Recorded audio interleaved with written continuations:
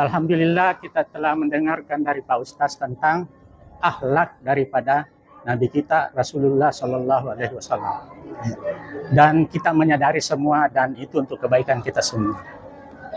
Dalam hal ini karena ini membicarakan tema akhlak Rasulullah, jadi saya bertanya kepada Pak Ustadz, hal yang menjadi negatif daripada teman kita di sebelah adalah akhlak Rasulullah tentang istri yang lebih dari 10. Nah, untuk itu karena kebetulan malam ini kita membicarakan, mohon penjelasan. Saya tidak bertanya. Tentu ada positifnya, tapi bagus kalau dijelaskan di sini. Terima kasih. Assalamualaikum.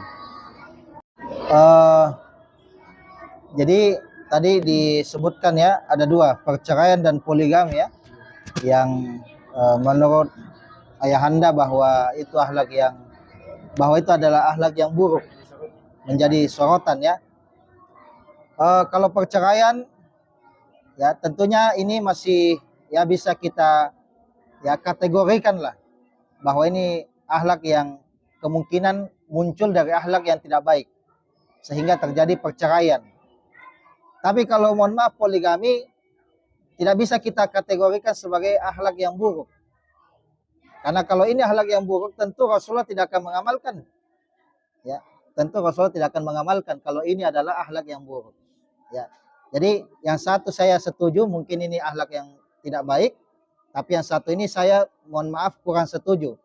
Ya, karena ini berkonsekuensi bahwa ini adalah perbuatan yang tidak baik. Ya. Masalah poligami mestinya ya kita dudukkan bahwa ini adalah syariat Allah SWT. Dan ini dihalalkan oleh Allah SWT. Fankihu ma taba lakum minan nisa'i masna wa sulasa wa ruba. Ya, nikahilah apa yang baik bagi kalian, 2, 3 atau 4. Ya. Kemudian ya karena ini halal ya, maka tentu Allah tidak menghalalkan sesuatu yang buruk. Ya. Justru ini adalah jalan keluar dari keburukan moral.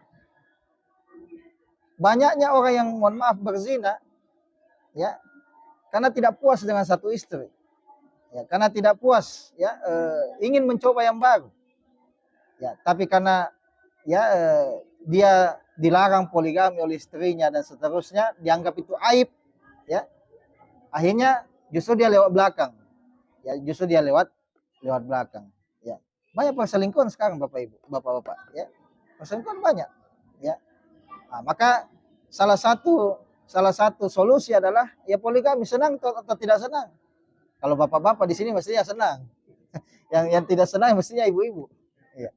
Tapi karena ini bapak-bapak, mestinya ini kita semua sepakat. Ya, ya ini bukan tanda kutip ya akhlak yang buruk ya. Tentunya karena ini dilakukan oleh Rasulullah SAW. Ya. Yang tidak baik itu adalah selingkuh. Ya, selingkuh itu apa? Ya, menjalin hubungan tanpa ikatan pernikahan. Itu yang tidak boleh, itu akhlak jelek itu.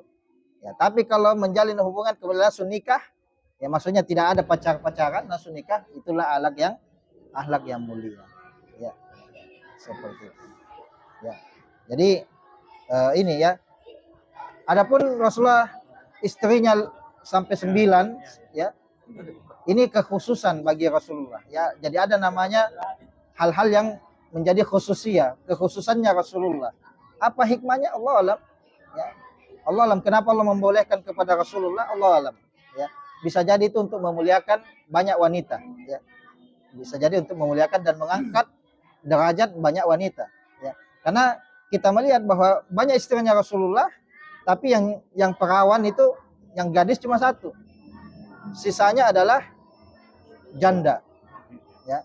Dan janda itu kadang-kadang statusnya di hadapan masyarakat itu rendah. Janda.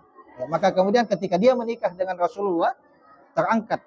Ya, terangkat. Ya, justru untuk memuliakan. Ya, memuliakan janda-janda ini. Ya, seperti itu. Jadi kalau bapak-bapak mau poligami, ya cari ke janda. Ya. Tapi kalau mau juga yang gadis ya boleh juga. Ya, seperti itu. Ya, Bismillahirrahmanirrahim. Assalatu wassalamu ala Rasulillah. Ya.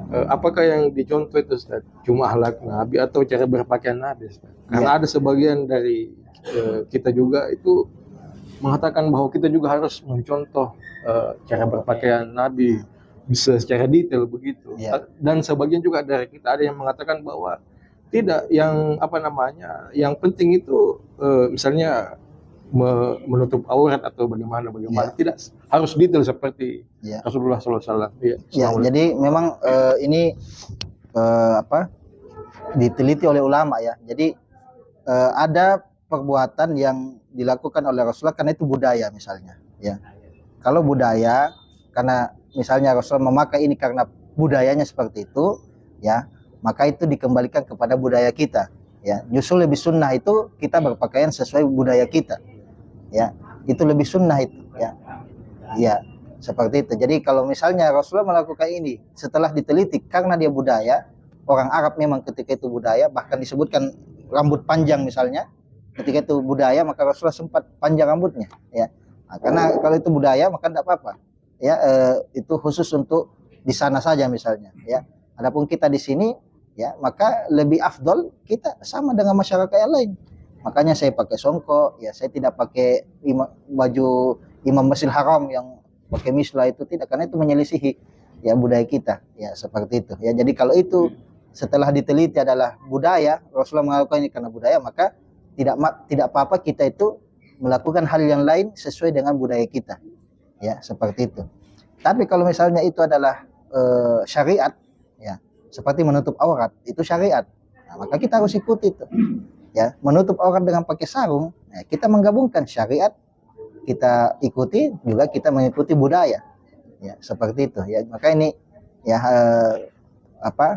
penelitiannya pada ulama, ya. Ulama kita yang akan menjelaskan kepada kita mana yang budaya, mana yang bukan, ya.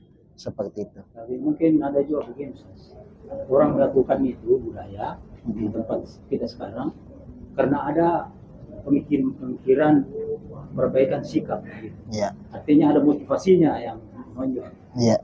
Ya, itu yang Iya. Jadi apalagi kalau misalnya budaya itu adalah budaya yang sesuai dengan ajaran Islam, positif, ya. Maka semakin dianjurkan lagi kita untuk ikuti itu, ya. Misalnya kita punya budaya memuliakan tamu, ya. Kalau kita melakukan itu karena budaya dan lebih-lebih karena itu adalah syariat Islam, nah itu berarti menggabungkan dua hal yang baik, ya, seperti itu. Jadi kita bukan anti budaya, ya, kita, ya, seni budaya itu kita ikuti selama itu membawa kebaikan, ya. Terakhir ini saya ada hadiah, ya, kepada Bapak ini, ya, ini buku saya Syarah Arba'in Nawawi, ya. Jadi ada kitab hadis Arba'in Nawawi, ada penjelasannya, ya. Kami tuliskan, ya, siapa tahu bapak-bapak mau iseng bahas Ustadz, hadis pertama kita bahas, ya, hadis kedua Ustadz, ya, silakan, insyaallah, ya, bisa bermanfaat. Terima kasih, ya, pada bapak-bapak semuanya, ya. Ya, selamat semua, semoga berjumpa di waktu yang lain insyaallah. Subhanakallahumma wa bihamdik asyhadu an la ilaha illa anta astaghfiruka wa atubu ilaik. Sallallahu ala nabiyina Muhammad, akhir da'wana alhamdulillahirabbil alamin. Assalamualaikum warahmatullahi wabarakatuh.